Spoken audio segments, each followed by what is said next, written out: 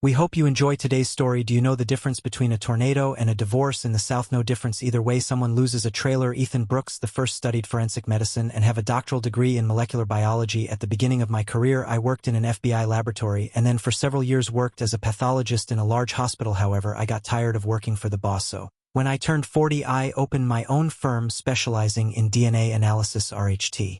Labs. My full name is James Alexander Wright, provides reliable DNA tests to government agencies, businesses, attorneys, and private individuals. My love for science came from my mother and business acumen from my father. I'm not insanely rich, but I've opened 3 laboratories in a major city in the Midwest, and I'm thriving. My wife, Melissa, shortened to Hannah Cooper, was my college sweetheart. We met in the middle of more year and were together just a few weeks later. She studied biology and secondary education. We got married 6 months after graduation during the holidays at the end of my first semester in graduate school. She taught at the local high school. We were madly in love with each other, overflowing with happiness, and everything was going great. 4 years after our marriage, Tracy Lynn was born. 2 years later, James Alexander Wright II, or James Alexander Wright Jr., as we called him, joined her. Hannah Cooper enjoyed being a mom, but she also continued to teach as an assistant in our school district. Eventually, she returned to teaching full-time when Tracy was in 3rd grade and James Alexander Wright Jr.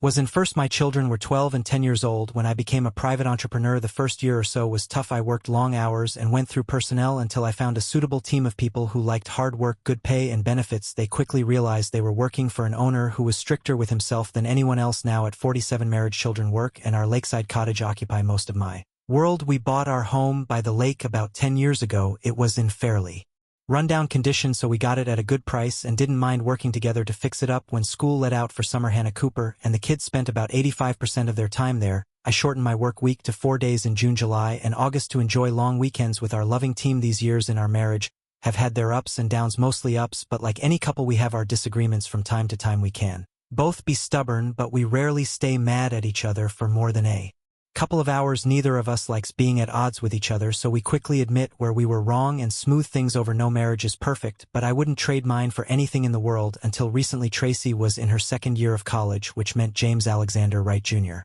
would be heading off to school in the fall too. We were all eagerly awaiting our summer cottage by the lake, knowing our time together as a family of 4 was limited. Tracy had a boyfriend, and although neither Hannah Cooper nor I thought he was the one, we knew it would probably be a few more years before she brought home that special someone we would meet, we would welcome an addition to the family whenever it happened. But we also cherished the time we still had with our little close-knit team. It was late spring, and Hannah Cooper spent the last 2 weekends at the lake getting the house ready for opening. It was her ritual with those kinds of tasks. Since we became homeowners of that place, it gave her time for herself, meaning the cottage would look the way she liked, and she would have evenings to sit read and enjoy a glass of wine without any interruptions from me or the kids back home. The 2 of us had our own traditions, like attending a baseball game at the start of the season in St.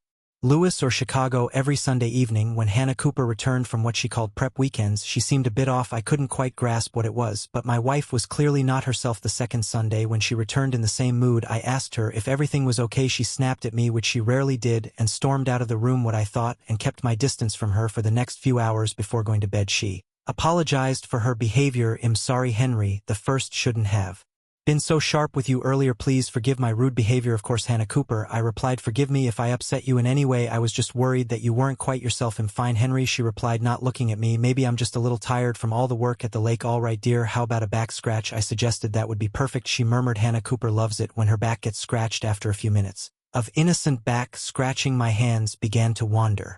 We were still very physically close and active. Sometimes the kids would come down for breakfast and see us grinning from ear to ear, holding each other tightly. More often than not, it's Tracy who tells us shish or please go to your room and free us. James Alexander Wright Jr.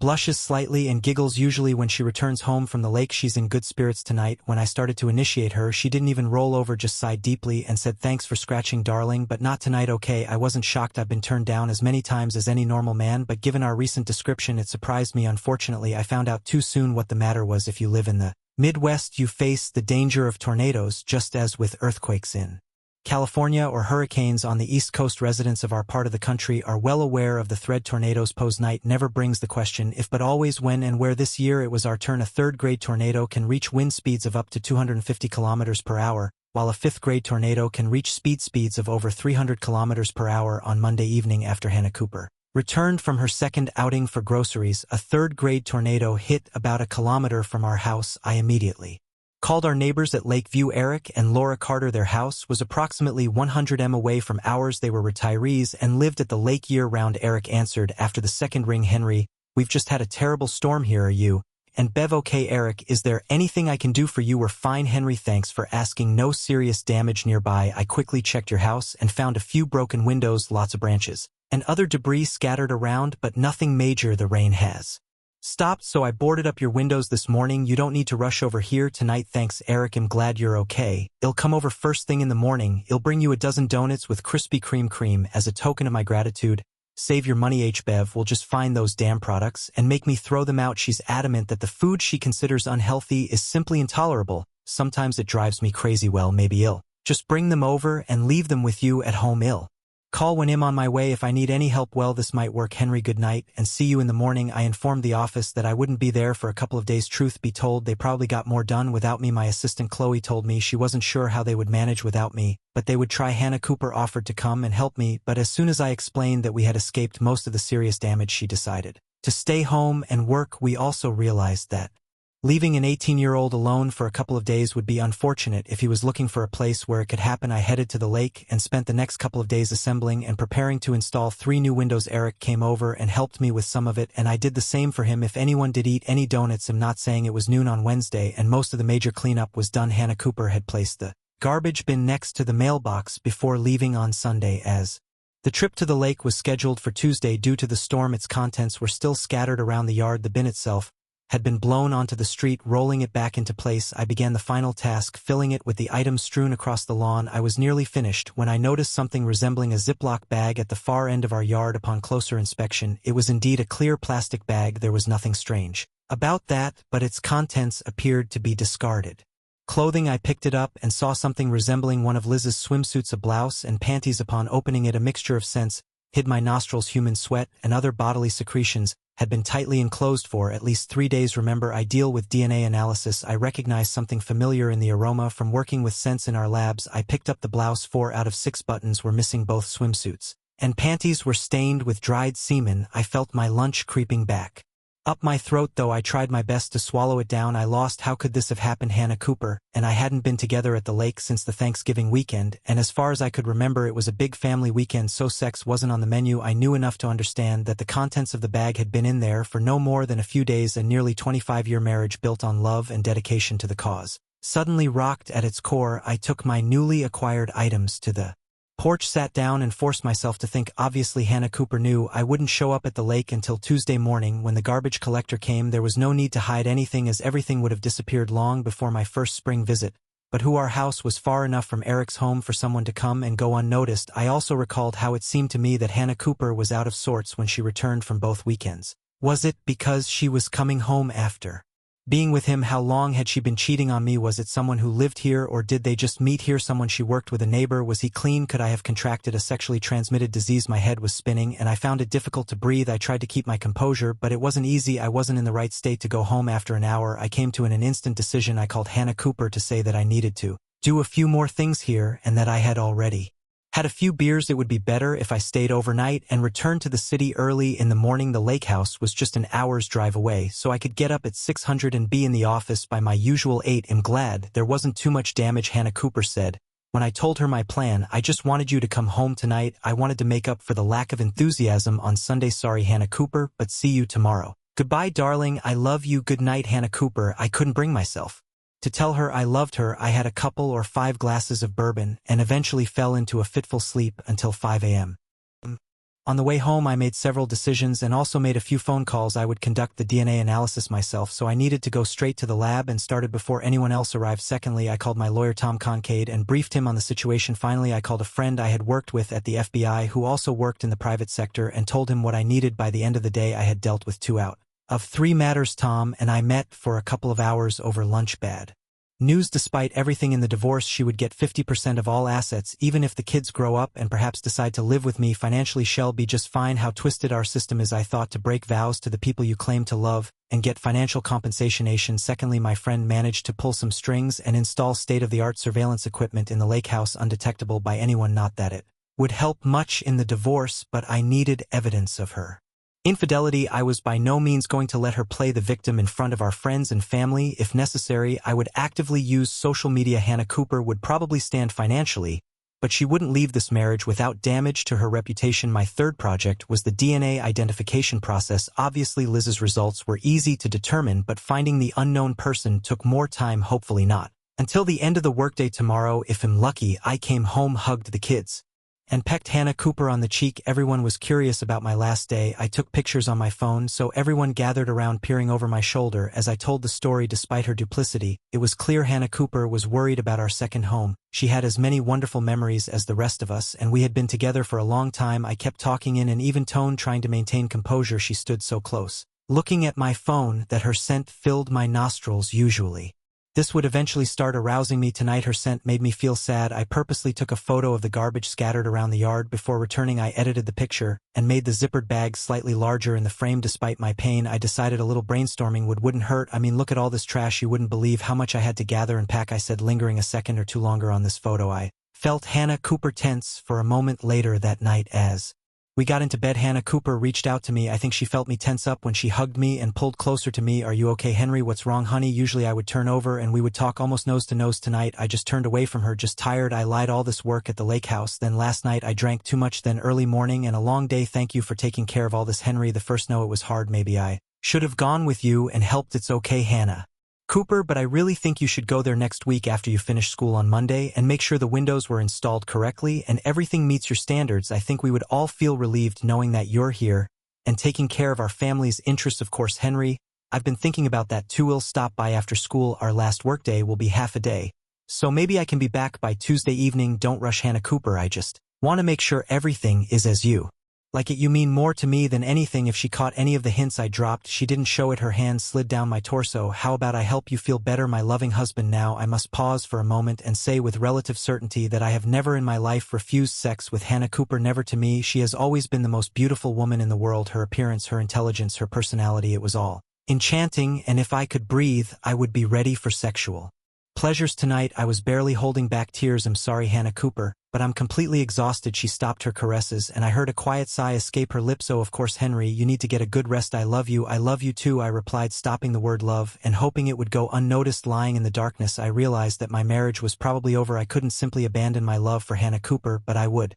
never trust her again. She had evidently found something lacking in our relationship, and filled with another man. She lied to me and betrayed our family. She never left the house anymore unless I questioned where she was going and who she was meeting. The thought of her spending 4 days a week at the lake house without me was utterly unbearable. Whoever he was in our lake house with my wife, probably in our marital bed where they were having sex. No, I couldn't bear such disrespect at 4:30 a.m. I stopped tossing and turning. Hannah Cooper was fast asleep when I took a shower, got dressed, and headed to the office. Unusual for a Saturday, but not unheard of. She called me around 7 a.m. I forwarded the call to voicemail. I rarely do that. She wrote, "Hope you got some rest and her feeling better. I love you." I didn't respond for an hour. Sorry, last minute rush on an important order. I think we'll catch up tonight. Still tired. I added a heart emoji. It was the best I could do under the circumstances. Despite it being a Saturday, I called Tom at 9 and asked him to start preparing divorce papers. In our state, marital infidelity is grounds for divorce, although it wouldn't matter in court. Still, I wasn't going to engage in irreconcilable differences. I told him to have everything ready by next week. By 3 o'clock in the afternoon, I had the name Stephen Grant Harris. The name seemed familiar, but I couldn't recall from where. The information I found through a Google search did the trick. Lester had been the club manager at the lake for the past 3 years. He was just over 30, and he had spent a couple of years in prison for burglary and home invasion when he was 20. I learned about him from Eric, who said he was a good guy who had made a lot of mistakes in his youth but was now making the most of his second chance. From my limited interaction with him, Lester always seemed polite. When we went to the club for dinner, he ran the operation well and maintained friendly relationships with everyone. If something was amiss, Lester fixed it all. As far as I could tell, he worked hard and smart. Apparently, he made a strong impression on my wife, turning her into his. I guess she just couldn't resist the temptation of sleeping with a guy 12 years younger. It must have done something to her ego. I wasn't sure how I'd spend the next 2 days until Hannah Cooper left for the lake. My sadness began to morph into anger, and I was afraid I might explode on her. The good news was that the school baseball team James Alexander Wright Jr. played for had several games that weekend, so I could attend them closer to the evening. Hannah Cooper would probably be at one or both of them. Being together in public would be much easier than being alone at home. I could have worked an extra hour or two every day without raising any suspicions if Hannah Cooper asked. I could always say I was working more to avoid accumulating when I start going to the lake house in a couple of weeks. Getting into bed would be a different problem, but I was never going to have sex with my unfaithful wife. I had no idea what Lester might have passed on to her, and I wanted no part of it no matter how much time had passed. Those were tough 2 days. Hannah Cooper continued to try to make up for her guilt, and my excuses seemed unconvincing even to myself. By Sunday evening her disappointment had turned into anger. I hope by the time I get back from the lake house you'll pull your head out of your ass, she hissed at me before pulling the blanket over her side of the bed. Good night. On Monday I got up early and left without saying goodbye. James Alexander Wright Jr. texted me on the way to school. The morning, Dad, I heard Mom crying this morning. Is she okay? It's tough right now. James Alexander Wright Jr. But I'm sure she'll be okay. Okay, love you, Dad. Love you, son. I placed the phone on the table and shed tears myself. How the hell did life mess everything up so quickly? Later, after lunch, Hannah Cooper sent a message. Thank you for the warm and loving wishes today. You're such an idiot. Now be careful, Hannah Cooper. See you soon. Remember, try to make everything to your liking. That's the most important thing. As you wish. Later that same evening, James Alexander Wright Jr.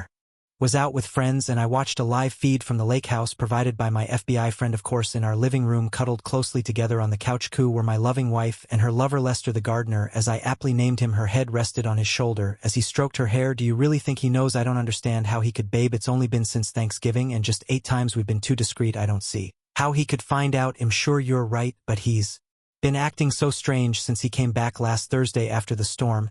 He even turned me down 3 times for sex. Well, let me help make up for the lack of attention. Lester smirked as his hand resting on her shoulder grazed her chest. Lester, please, I enjoy how you turn my world upside down in bed, but I truly love my husband and our family. I'm not willing to lose that either. We both know this is just an affair. It's not love, and it never will be. For all I know, you're probably sleeping with at least 2 or 3 other married women. You're right, Hannah Cooper. I don't want to pretend to be anything more than just a fun distraction. Nonetheless, I do genuinely care about you and don't want you to suffer. By the way, if you don't mind my asking, was I the first guy you slept with outside of marriage? I'm not judging, just curious. Hannah Cooper fell silent for a moment. Damn it all, I thought. I didn't believe it could get any worse. There was one more. About 5 years ago, he was the new administrator in our county, and he was damn attractive. I don't know what came over me, but for some reason he chose me, and I didn't resist. We did it for about 6 months before I came to my senses. To be honest, I caught him having sex with the vice principal of the school. I slapped him so hard I think he saw stars for a couple days. Mark Taylor. I thought to myself, that slimy bastard was so smug next to me, and now I know why he slept with my trashy wife.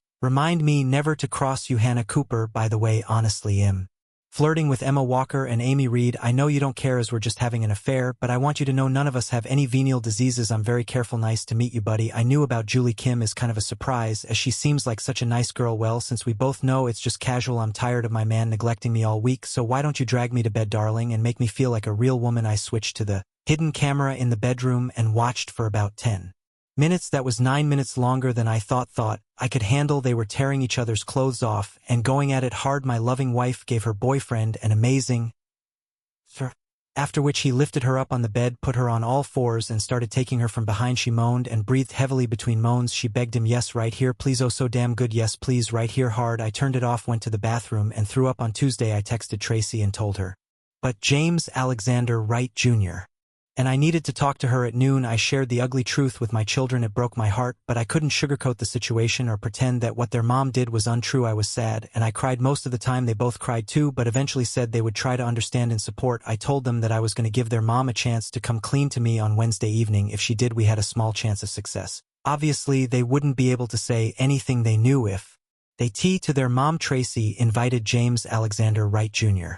to stay until the end of the week, as he had no school commitments and she was going to summer classes before returning home. I thought it was amazing of her to think of her younger brother when her own heart was broken. When Hannah Cooper walked in the door around 4 o'clock, I was waiting for her in the study. I was sitting in my leather chair sipping bourbon. Carefully she glided across the room, dropping her purse and a bag, intending to plop down on my lap. I guessed that after the wrestler Lester had just taken her, she was happy and in a good mood about her scumbag husband. I raised my hand to keep her at arm's length. She noticed the very serious expression on my face. What's wrong, Henry? The first gestured to the couch. Please have a seat, Hannah Cooper. Can I offer you something to drink? No, I'm fine, but now please tell me, Henry, what the hell is wrong? Oh God, are the kids okay? The kids are fine, Hannah Cooper. No need to worry. I noticed she relaxed slightly upon hearing this good news. Unfortunately, things We'll probably go downhill from here. Hannah Cooper, I'm going to give you one and only one chance. Do you want to tell me something, Hannah Cooper, or should I ask if there's anything you'd like to tell me? Hannah Cooper, I expect full honesty from you, my dear wife, and in return I will be completely honest with you. Please think carefully before you answer. Henry, what am I supposed to tell you? The lake house is fine, the kids are fine, we haven't had any disagreements for a few months until just a few days ago. Our sex life has usually been very good. What do you want me to say? My hopes for any progress were crumbling with each passing second. Hannah Cooper, I've been honest with you throughout our entire marriage. I've never lied, deceived, or distorted the truth to you. I'm not perfect, far from it. I don't always get it right, but being completely honest with you has always been one of my top priorities in our relationship, so I'll ask one last time. Hannah Cooper, is there anything you need to be honest with me about? That's when our marriage fell apart. Honestly, Henry, the first have no idea what you're looking for or talking about. Tears wet up in my eyes. I'm so terribly sad, Hannah Cooper. I'm so sad that you despise me in our marriage like this. I guess I'll never know what I did to deserve your betrayal and disloyalty. I thought we would always be together until death do us part. Now I know that wasn't and will never be the case. Hannah Cooper, I know about your lovers Ken Lester and Mark Taylor. Hannah Cooper's face turned ash and gray in an instant. She opened her mouth, covering it with her hand. Oh, no, no, no, she said in a barely audible whisper, then louder. No, Henry, please let me explain. Oh God, what have I done? Please, Henry, they mean nothing, nothing. I love only you. Is it true? Hannah Cooper, Mark Taylor was, as you put it, damn sexy. I believe that was the term you used, and if memory serves me right, on Friday night you told Lester the wrestler that you were excited because your husband was neglecting you, so he needed to drag you into bed and make you a real woman. Sounds like neither means anything to you. How? When? Henry, how did you hear all this? Simply put, my unfaithful wife. Last week I installed surveillance equipment after finding your soiled swimsuit and panties soaked in semen in a Ziploc bag that was blown out of the trash can during the storm. Your ruined blouse was also in it, but I'm sure you can replace it so Lester can tear another one off you while you devour each other. DNA analysis was quite straightforward for obvious reasons. You mean to say you were spying on me and Lester? No, Hannah Cooper, it was all recorded, but I stopped watching after you performed oral sex on him, and he started doing doggy style with you on the bed. I thought that was just for us. As soon as you started moaning like in heat, I turned off the TV, went to the bathroom, and then threw up. Now Hannah Cooper was crying, unable to cope with my revelations. I didn't try to comfort her or continue describing her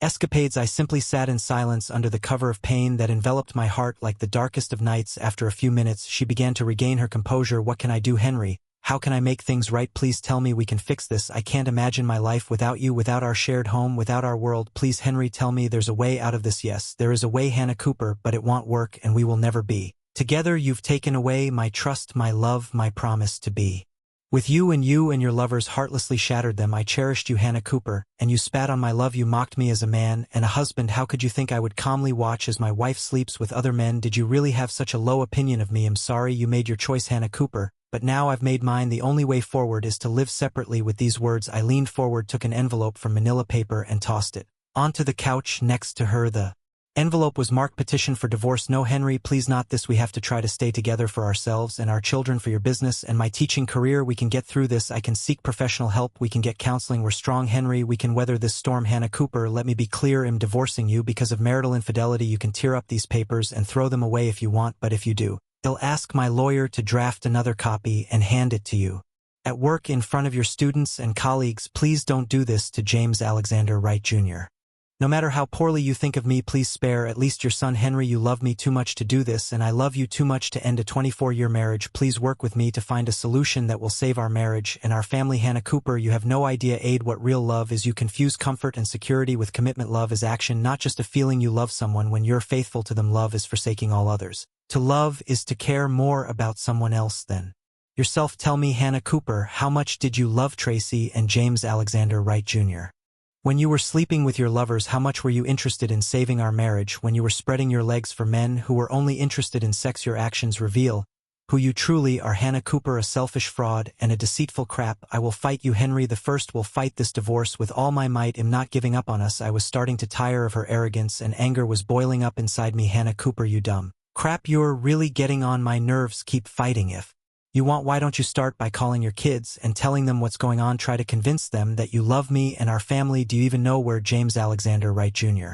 is right now? He's probably at school with Tracy, crying his eyes out because his family is about to fall apart. What the hell have you done, Henry? What did you tell our kids? I sighed deeply. The truth, Hannah Cooper. I simply told them the truth, that you had 2 sexual encounters with 2 different men. One was about 5 years ago and the other was ongoing. I was honest with them, Hannah Cooper, which is more than I can say for you. I didn't advise them to hate you or cut ties with you. I told them that if you Come home and honestly confess to what you've done. There's a small chance our marriage could be salvaged, but today you showed your true colors, Hannah Cooper. You showed that you care more about yourself than us. What happens next, Henry? The first hope we can divorce quietly without scandal. I would gladly leave you with nothing, but in modern courts that's not possible. However, I am suing the school district and the lake club. They probably won't go anywhere, but I want some people held accountable. You were the main culprit, but there were others who contributed to the downfall of our marriage. You had accomplices, and I want them to pay financially. You'll probably fare better than me, at least for the first few years. The custody issue is debatable, as James Alexander Wright Jr.